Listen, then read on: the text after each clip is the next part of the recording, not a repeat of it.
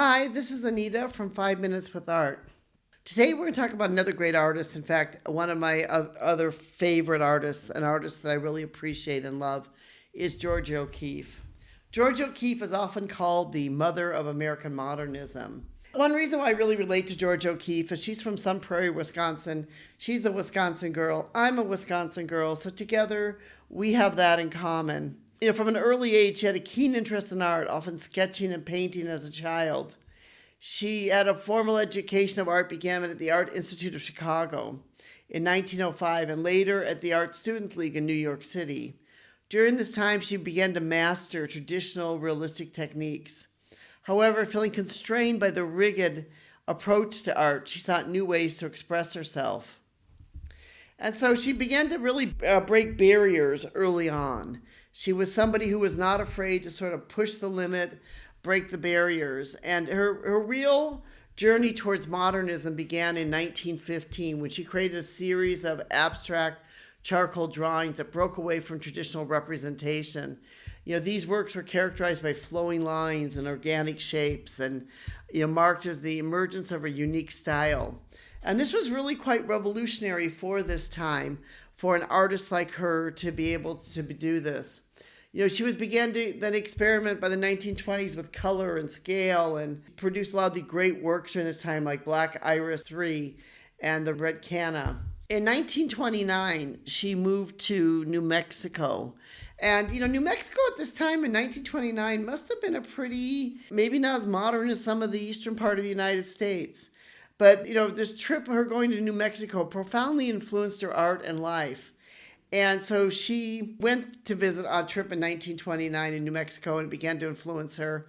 And then she began splitting her time between New York and New Mexico, eventually making the home permanent in 1949. So it took her about 20 years or so to really permanently move to New Mexico, but she spent the 20 years going back and forth to the Southwest area. That's why you see a lot of her work sort of has this Southwestern type of feel to it.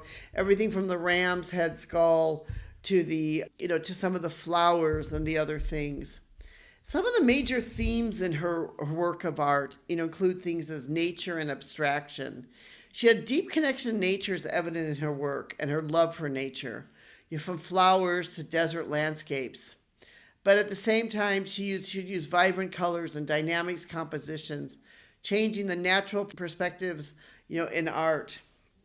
Scale and perspective was another one that she did. This huge scale of magnifying flowers and bones to these huge monumental proportions she would use in her artwork.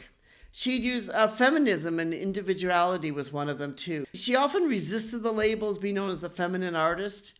But her career and her work, there's no doubt about it that Georgia O'Keeffe broke a lot of barriers for women artists. She was navigating a male-dominated art world. She was breaking barriers in art itself and also breaking barriers as a female artist. She truly was, in so many ways, a remarkable woman who wasn't afraid to break the barriers. She wasn't afraid to try new things. She wasn't afraid to experiment with art and other things like that. She really was not afraid of that. She saw that, in fact, she saw it as probably in many ways as an opportunity. If you're ever like in Santa Fe, New Mexico, you can go there and there's a Georgia O'Keeffe Museum, a wonderful museum in Santa Fe, New Mexico. The museum houses over 3,000 pieces, including paintings, drawings, and personal artifacts, and offers visitors a comprehensive view of her artistic journey. So if you ever are in Santa Fe, do stop in and see the Georgia O'Keeffe Museum.